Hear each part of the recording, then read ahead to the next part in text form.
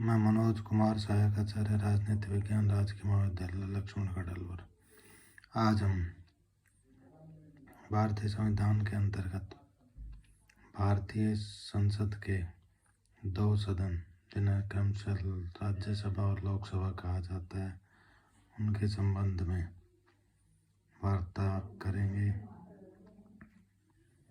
जो कि राज्यसभा और लोकसभा संसद के दो सदन हैं, जिसके अंतर्गत संसदीय शासन प्रणाली संचालित होती है और इस संसदीय शासन प्रणाली को सुचारू रूप से ये दोनों सदन ही चलाते हैं। इन दोनों सदनों के बीच अंतर को देखें तो हमें कई अंतर दिखाई देते हैं। आज हम इस सारणी के द्वारा इन दोनों के बीच में विभेद या अंतर को समझने की प्रयास करेंगे, ताकि इनके बारे में हमें पूर्ण अंतर के साथ साथ गहन जानकारी भी मिल सके। पहला है राज्यसभा। राज्यसभा एक स्थायी सदन है जिसे कभी भी कोई भंग नहीं कर सकता और 2 वर्ष पश्चात 1/3 सदस्य अवकाश ग्रहण कर लेते हैं और उतने ही नए निर्वाचित हो जाते हैं, जबकि लोकसभा स्थायी सदन नहीं है। इसका कार्यकाल 5 वर्ष का है और इससे पहले भी इसे राष्ट्रपति प्रधानमंत्री की सलाह पर भंग कर सकता है और नई लोकसभा का चुनाव 6 माह के भीतर होना चाहिए। तो पहले अंतर में हम देख सकते हैं कि राज्यसभा एक स्थायी सदन, जबकि लोकसभा एक स्थायी सदन नहीं है। राज्यसभा की सदस्य संख्या 250, जिसमें सभी राज्यों को समान प्रतिनिधित्व नहीं दिए है।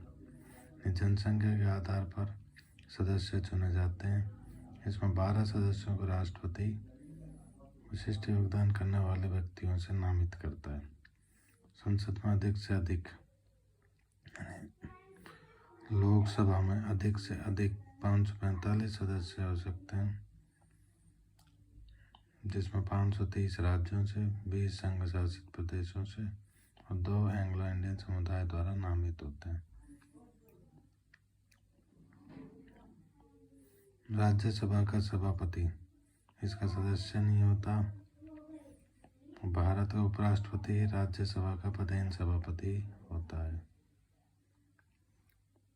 इसका उपसभापति इसका सदस्य होता है। राज्यसभा के सदस्य ही इसका निर्वाचन करते हैं, जबकि लोकसभा के अध्यक्ष उपाध्यक्ष दोनों ही इसके सदस्य होते हैं। सदन के सदस्यों द्वारा किया जाता है। राज्यसभा के सदस्यों का चुनाव संबंधित राज्यों की विधानसभाएं आनुपातिक प्रतिनिधित्व के आधार पर करती है। संबंधित राज्यों की विधानसभाएं आनुपातिक प्रतिनिधित्व के आधार पर, जबकि लोकसभा का अगर निर्वाचन देखें तो लोकसभा का निर्वाचन या लोकसभा के सदस्यों का चुनाव जनता द्वारा सार्वभौमिक एवं गुप्त मतदान द्वारा होता है और ये जनसंख्या के आधार पर चुने जाते हैं। धन विधेयक राज्यसभा में प्रस्तुत या स्थापित नहीं किए जाते, यानी दोबारा नहीं स्थापित किए जाते, जबकि धन विधेयक केवल लोकसभा में ही स्थापित किए जाते हैं। धन विधेयक के संबंध में राज्यसभा को केवल सिफारिश करने का आधार 14 दिन समय मिलता है। यदि इस समय विधेयक वापस नहीं किया तो इसे पारित समझा जाता है। लोकसभा राज्यसभा की सिफारिशें मानने के लिए बाध्य नहीं है। धन विधेयक के संबंध में लोकसभा को अंतिम एवं वास्तविक अधिकार प्राप्त है। मंत्रिपरिषद जो होती है वह राज्यसभा के प्रति उत्तरदायी नहीं होती। मंत्रिपरिषद केवल लोकसभा के प्रति उत्तरदायी होती है। राज्यसभा में उपस्थित तथा मतदान देने वाले सदस्यों के कम से कम 2/3 सदस्यों द्वारा स्थित संकल्प द्वारा राज्य सूची के किसी विषय पर राष्ट्रीय महत्व को घोषित करने का अधिकार है, जिसके पश्चात राज्य सूची के विषय पर राज्यसभा